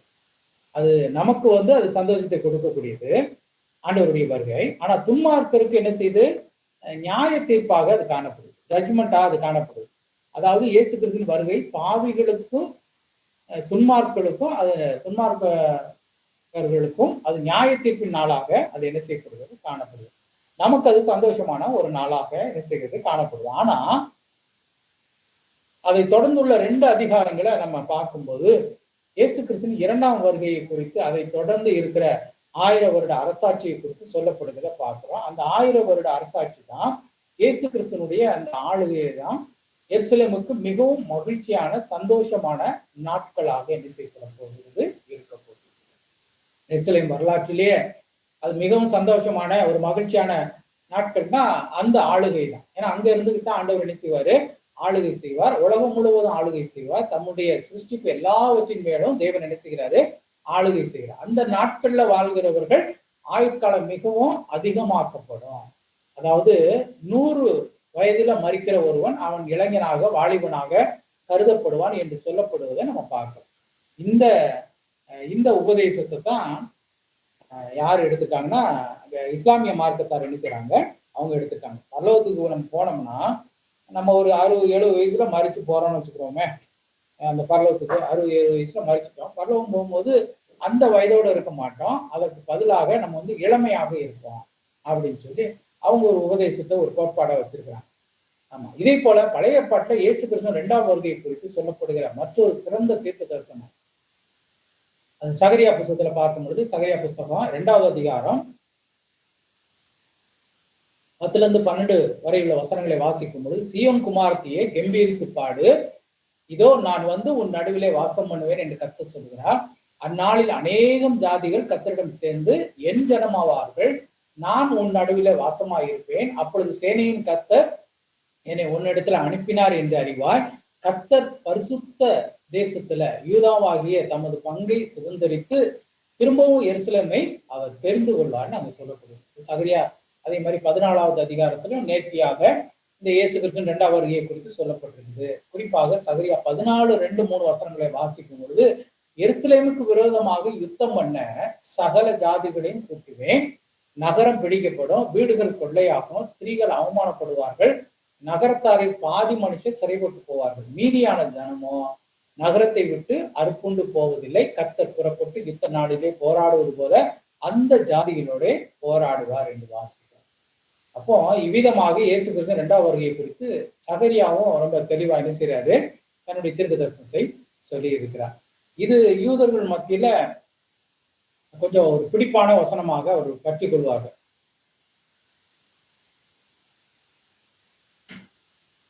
அதை என்ன செய்வாங்கன்னா, நமக்காக கர்த்தர் என்ன செய்வாரு, யுத்தம் செய்ய. அதனாலதான் இந்த எருசலேம் நகரம் இன்னைக்கு வரைக்கும் பிரச்சனையாவே இருக்கு. அங்க இருந்தாலும் ஆளுகை செய்வாரு. அப்போ அந்த நகரம் நம்ம வசமாக இருக்க வேண்டும் சொல்லிதான் அது போராடிக்கிட்டு இருக்கிறாங்க. அந்த எருசலேம் தேவாலயம் இருந்த இடத்துலதான் அல் மஸ்ஜித், அந்த மசூதி என்ன செய்கிறது அங்க இருக்கிறது. அந்த மசூதி இருந்த இடம் தான் தேவாலயம் இருந்ததாக இவர்களுடைய குறிப்பேடுகள்ல இருக்குது. அப்ப இந்த 2 பேருக்கு இது போட்டி இருக்கு. இந்த மசூதியை பராமரிக்கிறது இன்னொரு நாடு, ஆனா அதுல போய் தொழுகை செய்யறது யாருன்னா இந்த பாலஸ்தீனியர்கள். ஆமா, இவங்க போய் தொழுகை செய்யறாங்க. இவர்கள் என்ன செய்யறாங்கன்னா, இந்த தேசம் 48 தான் வந்துச்சு, அதுக்கு முன்னாடி எங்களுடைய தேசமாக இருந்தது அப்படின்னு சொல்லி இஸ்லாமியர்கள் என்ன செய்யறாங்க சொல்றாங்க. ஆனா அதற்கு முந்தைய சரித்திரத்தை எடுத்து பார்க்கும்போது இந்த தேசம் அந்த யூதர்கள் மத்தியில தான், அவர்கள் மத்தியில தான் அது இருந்தது. அவர்களோட தான் அந்த தேசம் காணப்பட்டுச்சு. அதுக்கு முந்தின சரித்திரத்தை அவன் பார்க்க மாட்டேங்கிறான். 48ல எங்கிட்ட இருந்து நீ புடிங்கிட்ட அப்படின்னு சொல்லி அர்த்தம் பார்ப்பான். அதே மாதிரி இந்த சகரியா புஸ்தகம் 14வது அதிகாரம் 4வது வசனத்துல, அந்நாளிலே அவருடைய பாதங்கள் கீழே எருசலேமுக்கு எதிரே இருக்கிற ஒலிவ மலையின் மேலே நிற்கும். அப்பொழுது மகா பெரிய பள்ளத்தாக்கு உண்டாகும்படி ஒலிவ மலை தன் நடுமையத்துல கிழக்கு மேற்காய் எதிராக பிளந்து போகும். அதனாலே ஒரு பாதி வடப்பக்கத்திலும் ஒரு பாதி தென்பக்கத்திலும் சாயும் என்று பார்ப்போம். இப்படி ஒரு தீர்க்க தரிசனம் இருக்கு. ஒரு குறிப்பிட்ட 1980 நினைக்கிறேன், 2000க்கு முன்னாடியே எருசலேம்ல அந்த எருசலேம்ல முன்பாக இருக்கிற ஒளிமலையில வந்து ஒரு சின்ன பிளவு இருக்கு. அப்ப கர்த்தருடைய பாதம் பட்டவனே இது பிளப்புன்னு இருக்குது. அப்போ கர்த்தர் வந்துட்டாரு அப்படின்னு சொல்லி நம்மளாம் கைவிடப்பட்டோம் அப்படின்னு ஒரு கூட்டம் அந்த நாட்கள்ல ஒரு பொருளையை கிளம்பிச்சு. நிறைய இருக்கு. ஆக இயேசு கிறிஸ்து தம்முடைய 2வது வருகையில நிகழ்த்த போகின்ற மற்றொரு முக்கியமான அடையாளம் இதுவாக இருக்கிறது. அப்ப இயேசு கிறிஸ்து 2வது வருகை நிகழ்ந்து விட்டது என்பது உறுதி என்றால் அதற்கு இந்த அடையாளம் காணப்படும். அப்ப 1000 வருட அரசாட்சிக்கு முன்பாக இப்படிப்பட்ட புவியியல் மாற்றங்கள் எல்லாம் நிலத்துல ஏற்படும் என்று வேதம் சொல்கிறது. 1000 வருட அரசாட்சிக்கு முன்பாக.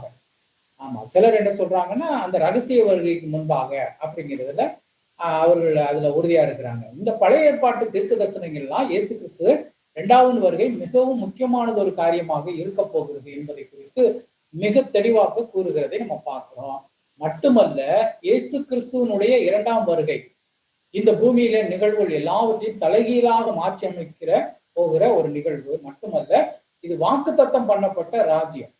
இயேசு கிறிஸ்துவின் 2ஆம் வருகையில வந்து இயேசு கிறிஸ்துவான 1000 வருடம் அரசாட்சி செய்கிற நிகழ்வாக இருக்க போகிறது. அதற்கு இந்த பூமி ஆயத்தப்பட்டு கொண்டு இருக்கிறது. அதற்கான தீர்க்க தரிசனங்கள்லாம் நிறைவேறி கொண்டு இருக்கிறது. அந்த பூமி நான் ஏற்கனவே நம்ம ஆரம்பத்துல பார்த்தது கூட அந்த பூமி அதற்கு ஆயத்தப்பட்டு கொண்டு இருக்கு. ஆண்டவர் எருசலேமில் உட்கார்ந்து இங்க இருக்கிற நம்ம இந்தியாவுக்கு அதே மாதிரி தமிழ்நாட்டுல இருக்கிற நமக்கு எப்படி அங்க இருந்து அவர் உத்தரவெல்லாம் பிறப்பிக்க முடியும்னா இன்றைய விஞ்ஞான வளர்ச்சி, நாகரிக வளர்ச்சி இதெல்லாம் அதுக்குள்ள அடங்கியிருக்கு. நம்ம நினைச்சிட்டு இருக்கோம் விஞ்ஞானம் வளர்ந்து போய்கிட்டு இருக்குது அப்படின்னு. விஞ்ஞானம் வளர்ந்தது இந்த 80க்கு அப்புறம் தான். 1980க்கு அப்புறம் ரொம்ப துரிதமாக இந்த வளர்ச்சி எல்லாம் இருந்துச்சு. நான் சொன்னது போல 1980கள்ல வீடுகள்ல வந்து டிவி இருக்கும். ஒரு 50 வீடு 60 வீட்டுக்கு ஒரு பிளாக் அண்ட் ஒயிட் டிவி இருக்கும். அந்த டிவி கடையில கலர் டிவி இருக்கும். அது 1 2 தான் இருக்கும். ரொம்ப வசதி படைத்த ஒரு வீட்டுல இருந்துச்சு. அப்போ இது ஆச்சரியமா எல்லாம் கூடி பார்த்தாங்க.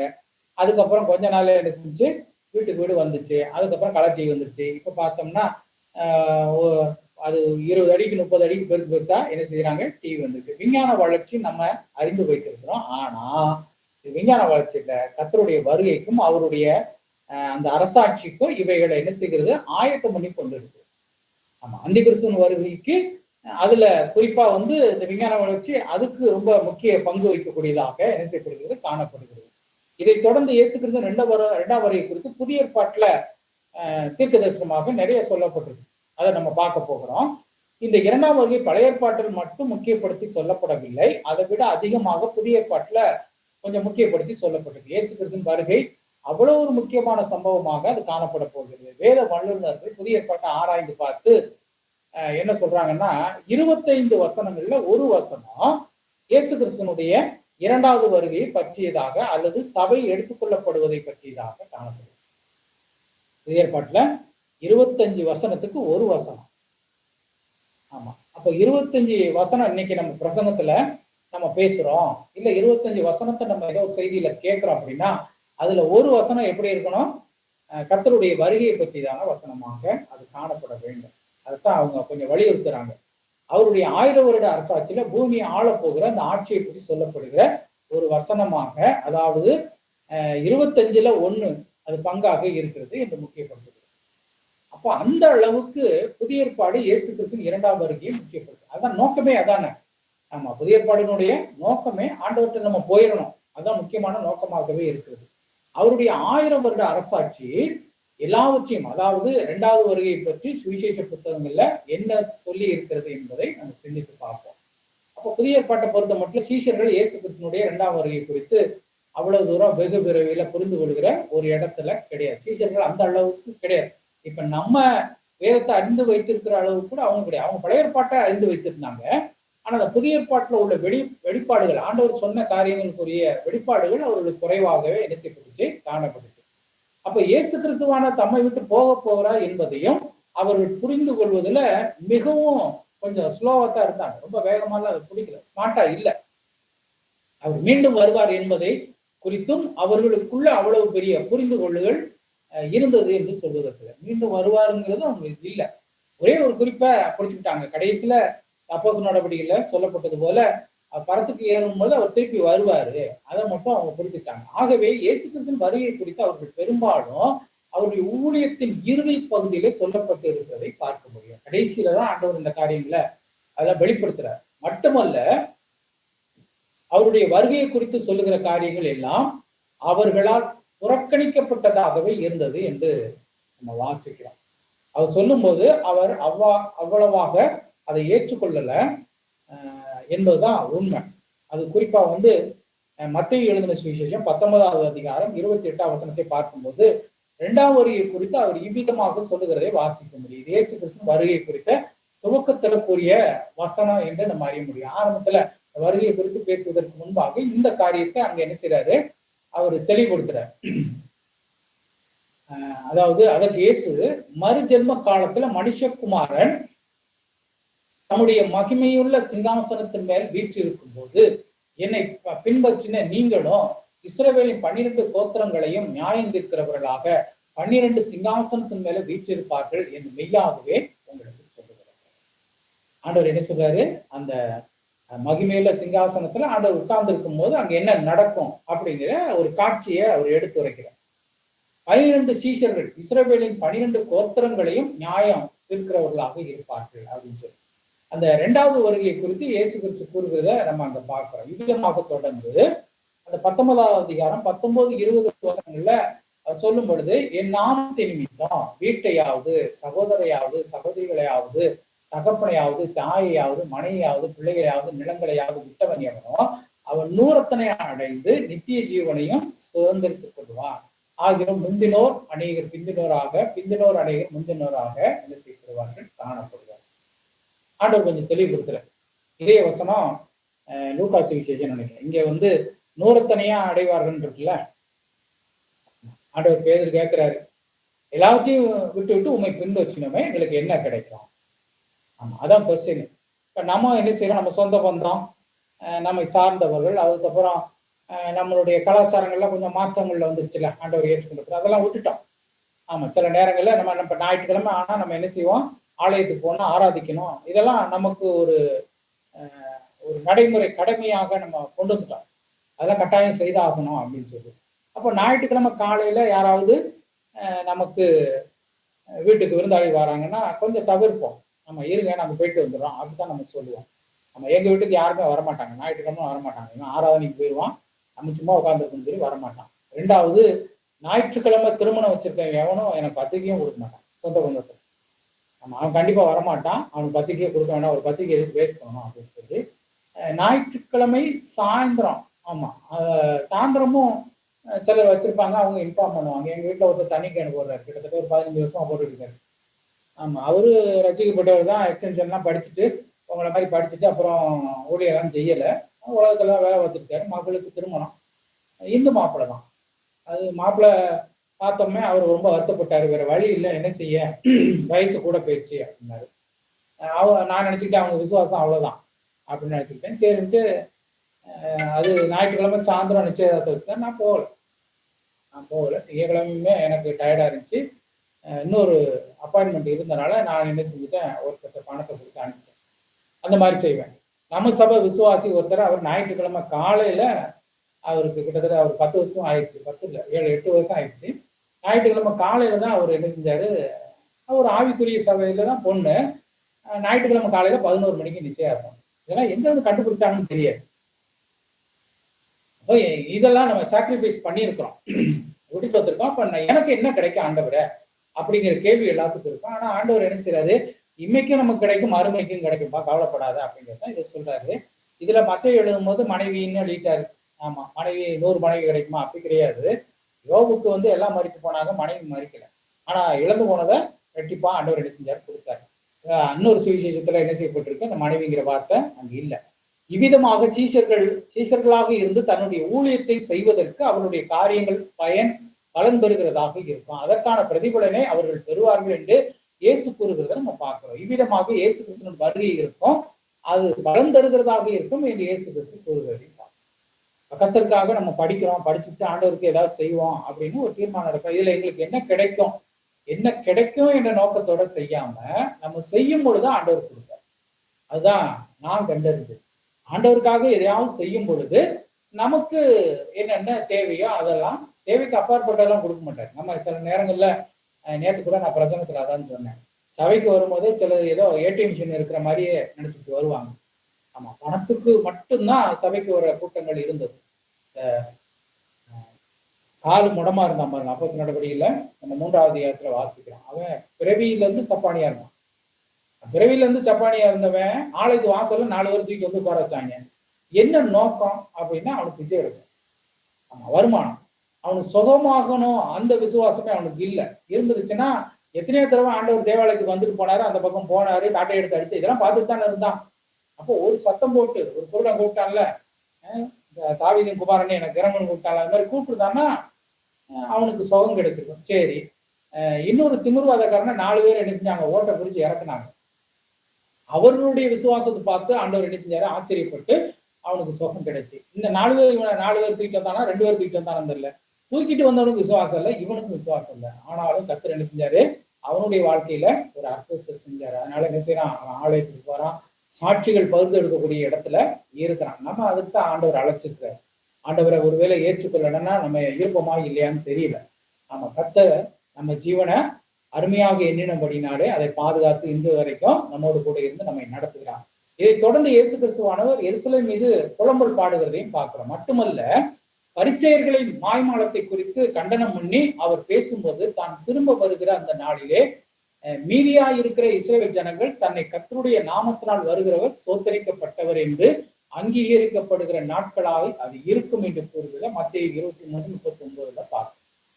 அதாவது இயேசு கிறிஸ்து 2ஆம் வருகையில வரும்போது தேவனை ஏற்றுக்கொண்ட இஸ்ரவேல் ஜனங்கள் இவரை வாழ்த்தி வரவேற்பார்கள். கர்த்தருடைய நாமத்தினால் வருகிறவர் சோத்தரிக்கப்பட்டவர் என்று அவர்கள் சொல்வார்கள் என்பதை அங்கே மறைமுகமாக கூறுவதை நம்ம காண முடிகிறது. அப்போ இயேசு கிறிஸ்து 2ஆம் வருகையில மீதியான இஸ்ரவேல் ஜனங்கள் இருப்பார்கள். அவர்கள் கர்த்தருடைய நாமத்தினால் வருகிறவர் சோத்தரிக்கப்பட்டவர்கள் என்று அவர்கள் சொல்லுவார்கள் என்று சொல்லப்படுது. இயேசு கிறிஸ்துனுடைய மரணத்துக்கு முன்பு வரையிலும் சீஷர்கள் இயேசு கிறிஸ்து தனது 2ஆம் வருகையை குறித்து கூறின காரியங்களை சரியாக அவர்கள் புரிந்து கொள்ளவில்லை. இப்ப நம்ம பாடம் போய்கொண்டிருக்குது, இதுல எல்லாருக்கும் எல்லாம் புரிஞ்சிருக்குன்னு நம்ம சொல்ல முடியாது.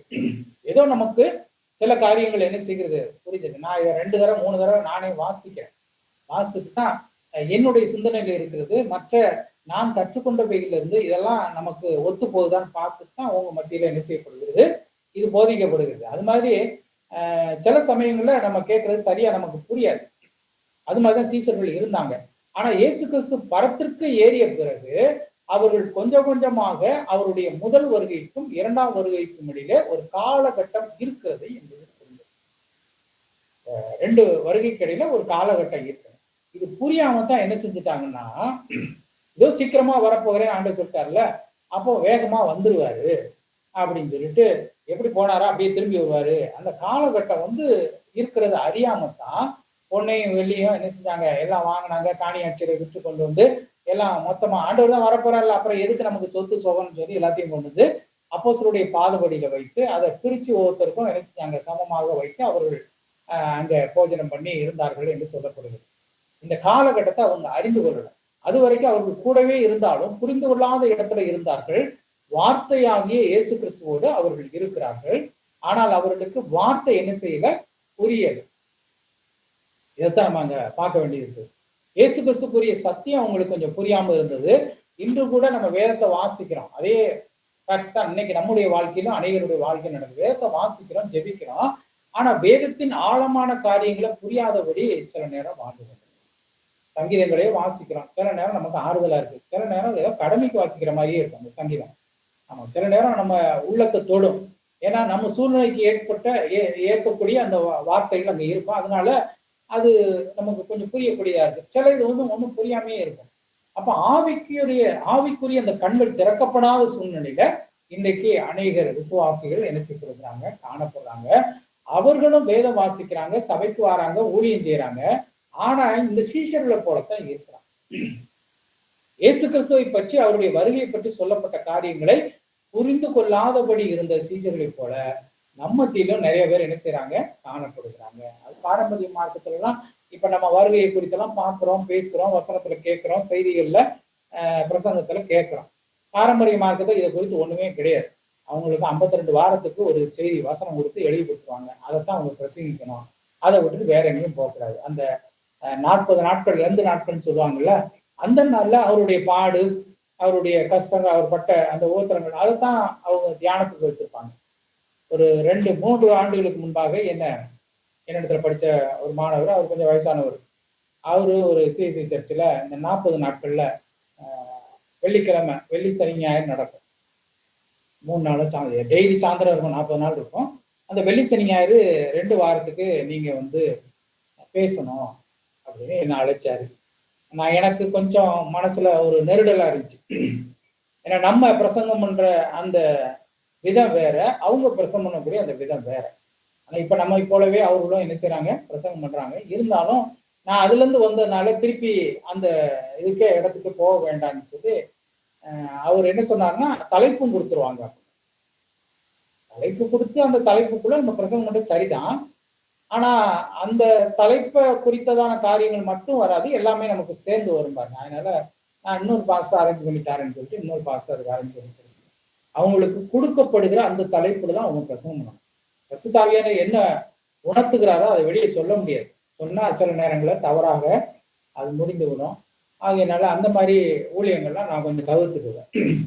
ஆமா, முந்தி ஆரம்ப காலங்களில் 20 வருஷத்துக்கு முன்பாக ஒரு வீட்டுல அழைப்பு கொடுத்தாங்க. அந்த பகுதியில அவங்க சொந்தக்காரங்கள் எல்லாம் இருக்கிறாங்கன்னா கிட்டத்தட்ட ஒரு 40 பேர் கூடுவாங்க மாசத்துல.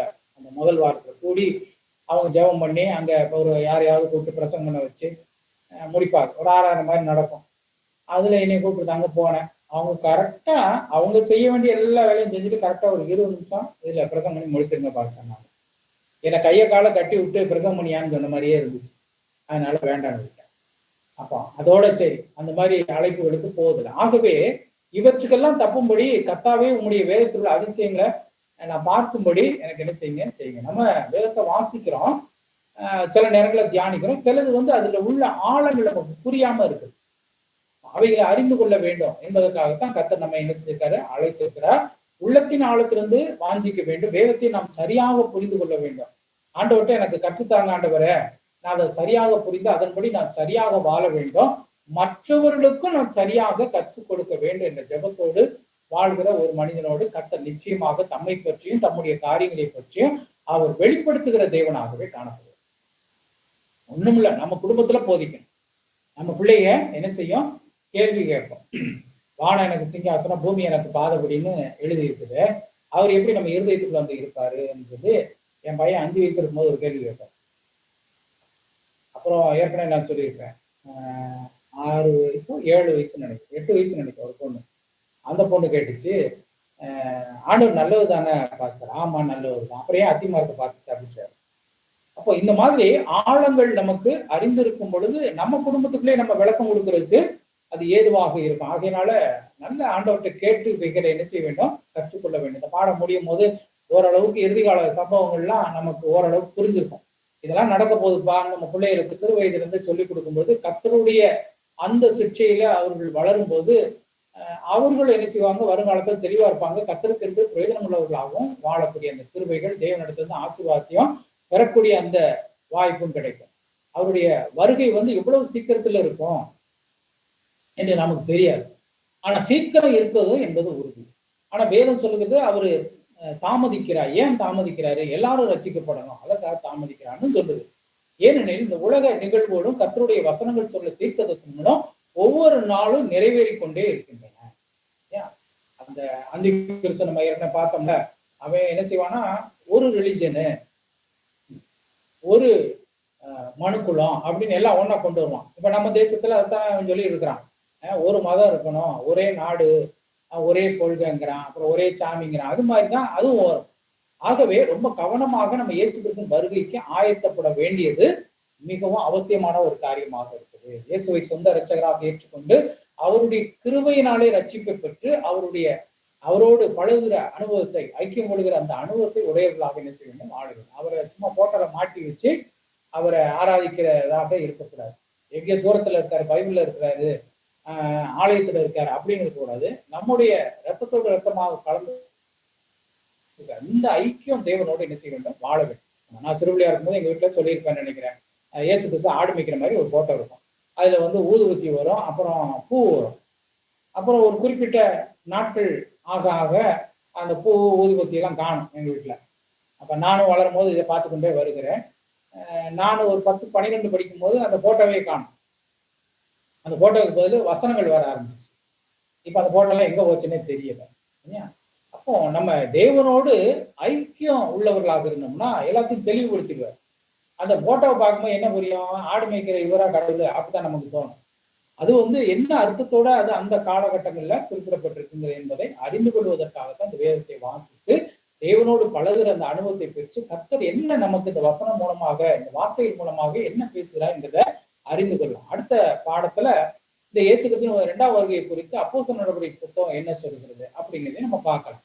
அதுல என்ன காரியங்களை மீண்டும் மீண்டும் அதுல நம்ம படித்து புரிந்து கொள்ள ரொம்ப அவசியமான அநேக காரியங்கள் இருக்கு. அப்போஸ்தலர் நடவடிக்கையில கொஞ்சம் தெளிவா சொல்லப்பட்டிருக்கு. ஆமா, அந்த புத்தகத்துல இதோட இந்த 6வது பாடம் முடிஞ்சு அடுத்த 7ஆம் பாடத்துல இந்த 2ஆம் வருகையை குறித்து அப்போஸ்தலர் நடவடிக்கை புத்தகத்திலையும் அதே மாதிரி வெளிப்படுத்தின விசேஷம் புதிய ஏற்பாட்டுல இது ரெண்டுலயும் ரொம்ப முக்கியமான பங்கு என்ன செய்கிறது வைக்கிறது. வெளிப்படுத்தின விசேஷம் நீங்க வாசிக்கும் போது ஒன்றும் நமக்கு புரியாத மாதிரி தான் இருக்கும். எனக்கு ஆரம்ப காலகட்டங்கள்ல நான் ரசிக்கப்பட்ட காலங்கள்ல அப்படித்தான் இருந்தது. புரியாத மாதிரியே இருந்துச்சு. ஆனா திருப்பி வாசிட்டேன். ஏன்னா வேதத்தை ஒரு முறை முடிக்கணும்னா இதெல்லாம் வாசித்து முடிக்கணும். எதெல்லாம் நமக்கு கொஞ்சம் புரியாத மாதிரி இருக்குன்னா வெளிப்படுத்தின விஷயம், பழைய ஏற்பாட்டுல எசேக்கியேல், அதுக்கப்புறம் இந்த 4ஆம் புத்தகங்கள்ல அந்த பேர்கள்லாம் வரும், அட்டவணைகள்லாம் வரும். அதெல்லாம் நம்ம கொஞ்சம் புரியாத ஒரு புதிராகவே என்ன செய்யிருக்கோம். ஆனாலும் திருப்பி வாசிக்கும் பொழுது இந்த மாதிரி பாடங்களை எல்லாம் கற்றுக்கொள்ளும் பொழுது இன்னும் நல்லா இருக்கும். ஆமா, உங்களை போல நானும் விசுவாசியா இருக்கிற காலங்கள்ல இந்த மாதிரி ஏதாவது கற்றுக்கொள்ளணும்னு ஆசைப்பட்டேன். ஆனா அப்போ இந்த மாதிரிலாம் கிடையாது. வெளிநாடுகளில் நான் இருந்த போது அங்க உள்ள வேதாம கல்லூரியில வந்து எக்ஸ்டென்ஷன் ஸ்டடிஸ் இந்த மாதிரி வச்சுருந்தாங்க. ஒரு ஆசிரியர் வந்து வாரத்துல 2 நாள் வந்து நாங்க இருக்க சபையில கிட்டத்தட்ட ஒரு 30-40 பேர் கற்றுக்கொண்டோம். அதுல வந்து அவங்க டீச் பண்ணுவாங்க. இதுதான் என்னுடைய ஆரம்பம். அப்போ ரொம்ப இன்ட்ரெஸ்டா இருக்கும். அவங்க கொடுக்குற வேலைகளை செய்ய, அசைன்மெண்ட் செய்ய, எழுத, அந்த வேதத்தை வாசிக்க. இப்ப இன்னைக்கு அப்போஸ்தலர் நடவடிக்கை நடத்துனாங்கன்னா அப்போஸ்தலர் நடவடிக்கையில நாங்க ஏற்கனவே ஒரு தடவை வாசித்துட்டு போய் அந்த பாடத்தை உட்காரும்போது ஓரளவுக்கு நமக்கு புரியும். குறிப்புகளை எடுக்க இந்த மாதிரி நல்லா இருந்துச்சு. அதுக்கப்புறம் தான் ஒரு வேதாம கல்லூரிக்கு ஈவினிங் கிளாஸ்க்கு ஒரு கல்லூரிக்கு நேரடியாக நான் சென்றேன். அதுக்கப்புறம் தொடர்ந்து முழு நேர ஊழியத்துல இருக்கணும் அப்படின்னா முழு நேரமா நம்ம உட்கார்ந்து கற்றாதான் ஓரளவுக்கு நமக்கு கிடைக்கும்னு சொல்லி இங்க வேதாம கல்லூரியில சேர்ந்து அதுக்கப்புறம் அதுல டிகிரி வாங்கினா, அப்புறம் மாஸ்டர் டிகிரி வாங்கினா, அதுக்கப்புறம் மேற்கொண்டு படிப்பதற்கு கத்தர் அதை சார்ந்த படிப்புகள் படிப்பதற்கெல்லாம் கத்தர் என்ன செஞ்சாரு? கிருபையை கொடுத்தார். இப்ப இந்த உலகத்தினுடைய இந்த சார்ந்த படிப்புகள்லாம் படிக்கும் போது கொஞ்சம் வித்தியாசமான அனுபவங்கள்லாம் நமக்கு கிடைச்சிச்சு. ஏன் அப்ப இந்த 2ஆம் வருகையை குறித்து கத்தோலிக்க மார்க்கத்துல என்னோட கூட எம்பில் படிச்சாரு. அண்ணாமலை யூனிவர்சிட்டியில ஒருத்தர் எம்பில் பண்ணாரு. அப்போ அந்த செமினார்ல போய் நாங்களாம் உட்காந்துருக்கும் போது அவர் வந்து கேத்தலிக் ஃபாதர். ஆமா, அதாவது நம்ம வேதாம கல்லூரி போல அந்த சென்னையில உள்ள ஒரு கல்லூரியில அவங்க டீச் பண்றாங்க. அப்போ இதை குறித்து கேட்டான். அவர் தெளிவா சொன்னார், இது பரிசுத்தாவி இதெல்லாம் குறித்து நம்ம என்ன நினைச்சிருக்கோம், அவங்க இதெல்லாம் வந்து ஏற்றுக்கொள்ளல அப்படின்ற மாதிரி ஒரு தோற்றம் நமக்கு தோணும். ஆனா அவர் என்ன சொன்னாரு, உங்களுக்கு என்ன அனுபவங்கள்லாம் இவைகளை குறித்து இருக்கோ அதே அனுபவங்கள் எங்களுக்கும் இருக்குப்பா அப்படிங்கிறத அவர் தெளிவுபடுத்தினார். ஃபாதர் வந்து ரொம்ப அழகா விளக்கம் சொன்னாரு. ஆனா எங்க அங்கே என்ன செய்யுதுன்னா அதை மூடி மறைச்சிருக்கு. அதை நாங்க வெளியே சொல்லக்கூடாது. வெளியே நாங்க என்ன சொல்லணும், மரியே வாழ்க அப்படின்னு மாதாவை குறித்து தான் சொல்லணும். ஆனா எங்களுடைய சொந்த பர்சனல் லைஃப்ல வந்து இவைகள்லாம் நாங்க ஏற்றுக்கொண்டு இருக்கிறோம். இது எங்க வாழ்க்கையில அது அனுபவமாகவும் நிறைய காரியங்கள் இருக்கு. பரிசுத்த ஆவியானவர்லாம் எங்களுக்குள்ள அனுபவமா இருக்குது. நாங்களும் அந்நிய பாஷை பேசலாம். இந்த மாதிரி ஒரு குரூப்ல இருந்து வந்தவங்க தான் நம்ம ஃபாதர் பெர்க்மான்ஸ் போன்றோர். ஆனா உள்ளுக்குள்ளே என்ன செய்யறாங்க, ஆண்டவரை ஏற்றுக்கொண்டு அந்த ஊழியத்துல இருக்கிறவர்களும் இன்னும் தொடர்ந்து இருக்கிறாங்க. இது மாதிரி நமக்கு நிறைய காரியங்கள், உலகத்தில் உள்ள காரியங்கள்லாம் நமக்கு தெரியல. தெரியாம நம்ம என்ன செஞ்சிருக்கிறோம், ஒரு வட்டத்துக்குள்ளேயே உட்கார்ந்துட்டு சிலர் நியாய தீர்ப்பு கொடுத்து கொண்டிருக்கிறோம். ஆனா வேத வசனங்கள் நமக்கு இவைகளை வெளிப்படுத்துகிறது. வெளியில உலகத்தை பார்க்கும் பொழுது அவைகளும் இந்த வேத வசனத்தை சுட்டி காட்டும். உலகத்தில் உள்ள காரியங்களை பார்க்கும்போது வேத வசனம் இப்படித்தான் சொல்லுது, நம்ம அறிந்து கொள்வதற்கு ஏதுவாக இருக்கு. இந்த புதிய பாடல 2 புஸ்தகங்கள், அதாவது அவருடைய வருகை குறித்து அப்போஸ்தலனுடைய புத்தகம் எவ்வாறு எவ்விதமாக சொல்லப்பட்டிருக்கு, அதே மாதிரி நிருபங்கள்ல என்னதான் சொல்லப்பட்டிருக்கு, வெளிப்படுத்தின விஷயத்துல என்னதான் சொல்லப்பட்டிருக்குன்னா இந்த பாடத்துல நம்ம பார்க்க போறோம். உதாரணமாக அப்போஸ்தலர் நடவடிக்கை 1வது அதிகாரம் 11வது வசனத்துல இவ்விதமாக வாசிக்கிறோம். கலிலேயராகிய மனுஷரே, நீங்கள் ஏன் வானத்தை அண்ணாந்து பார்த்து நிற்கிறீர்கள்? உங்களிடத்திலிருந்து உயர எடுத்துக்கொள்ளப்பட்ட இயேசுவானவர் எப்படி உங்கள் கண்களுக்கு முன்பாக எழுந்தருளி போனாரோ, கண்களுக்கு முன்பாக அழகா குறிப்பிடப்பட்டிருக்கு, அப்படியே மறுபடியும் வருவார் என்றார்கள் என்று பார்க்கிறோம். இவ்விதமாக இயேசு கிறிஸ்து பரமேறிய அந்த சூழ்நிலையில இந்த சீஷர்களுக்கு வார்த்தை என்ன செய்யப்பட்டுச்சு? வழங்கப்பட்டு. இவங்களுக்கு அந்த தெளிவு இல்லை, ஆண்டவர் சொன்ன காரியங்கள்லாம் தெளிவு இல்லை. ஆனாலும் அந்த வார்த்தையின் மூலமாக மறுபடியும் அதை உறுதி செய்யும்படியாக இந்த சீஷர்களுக்கு வழங்கப்பட்டு பயந்து போயிருந்தாங்க. ஏற்கனவே ஆண்டவர் அவரை அங்க கொண்டு அடக்கம் பண்ணதுக்கு அப்புறம் பயந்து போய் தான் என்ன செஞ்சாங்க? ஒரு அறையில இருந்தார்கள். ஆண்டவர் உயிர் திறந்து என்ன செஞ்சாரு? அந்த அறைக்கு உள்ளேயே வந்தார். கூட்டி இருக்கிற அந்த அறைக்குள்ள வந்தோடனே அவங்க பயந்தார்கள் என்று சொல்லப்படுகிறது. ஆண்டவர் வாழ்ந்த நாட்கள்ல கடல் மேல் நடந்து வருகிறத பார்த்து ஆவேசம், ஐயோ பேய் வருதுன்ற மாதிரி அவர்கள் சொன்னதெல்லாம் பார்க்க முடியும். ஆகையினால இந்த சீஷர்களுக்கு அந்த காலகட்டத்துல அவர் பரமேறும் பொழுது இந்த வார்த்தை வழங்கப்பட்டது. எவ்விதமாக ஏறி போனாரோ அவ்விதமாக ஆண்டவர் என்ன செய்வாரு? திரும்பி வருவார். எவ்விதமாக எழுந்தருளி போனாரோ அப்படியே மறுபடியும் வருவார் என்று உறுதி அப்போஸ்தலருக்கு தேவதூதர்கள் சொல்ல நம்ம கேட்கிறோம். அப்போ அதை போல இன்றும் கர்த்தர் இதே வார்த்தையை கொடுத்து அவர் என்ன செய்கிறாரு? நம்மையும் அவர் உறுதிப்படுத்துகிறார். நமக்கு ஆண்டவர் இந்த வெளிப்பாடுகளை கொடுத்துட்டார். அந்த சீடர்களுக்கு கொடுத்து சில நம்பிக்கையற்றவர்களாக இருந்தாங்க. ஆனா நம்ம நம்பிக்கை உள்ளவர்களாக காணப்படும்படியாக இந்த வேத வசனத்தை தொகுத்து நம்ம கையிலேயே என்ன செஞ்சாரு? கொடுத்துட்டாரு. 2வது இதை குறித்து கற்றுக்கொள்வதற்கு ஆண்டவர் என்ன செஞ்சிருக்காரு? நமக்கு ஒரு வாய்ப்பு கொடுத்துட்டாரு. ஒருவேளை இந்த வசனங்கள்லாம் வாசிக்கும் போது நமக்கு புரியாம இருந்துச்சுன்னா புரியாம போயிருமோ அப்படிங்கிறக்காண்டி இந்த மாதிரி கற்றுக்கொள்ளல ஆண்டவர் நான் என்ன செஞ்சிருக்காரு?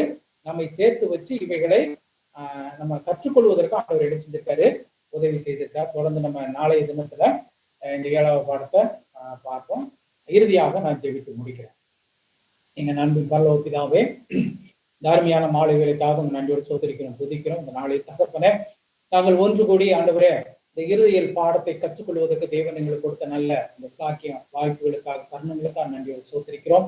எங்கள் நேரங்கள் எல்லாம் ஒதுக்கி வைத்து விட்டு கர்த்தருக்காக நாங்கள் எதையாவது செய்ய வேண்டும் என்ற நோக்கத்தோடு ஆண்டவரே இந்த நேரத்தை தியாகமாக உட்கார்ந்து ஆண்டவரை தொகுத்து நாங்கள் படிக்க போதுமான கிருபையை கொடுத்ததுக்காக சொல்றோம். நாங்கள் கற்றுக்கொண்டது வெகு சில ஆண்டவரே, ஒருவேளை எங்களுக்கு புரியாம இருந்திருக்கலாம். ஆனா வரக்கூடிய அந்த நாட்களிலே ஆண்டவரே இந்த வார்த்தைகள்லாம் எங்களுக்கு தெளிவுபடுத்தி புரியக்கூடிய அந்த கிருபைகளை கொடுத்து உமக்காக எதையாவது செய்யக்கூடிய அந்த உதவிகளை நீ செய்ய முடியாமல் ஜெபிக்கிறோம். உடைய கரங்களை எங்களை தாழ்த்துகிற தகப்பன அந்த பிள்ளைகளை ஆசீர்வதிங்க.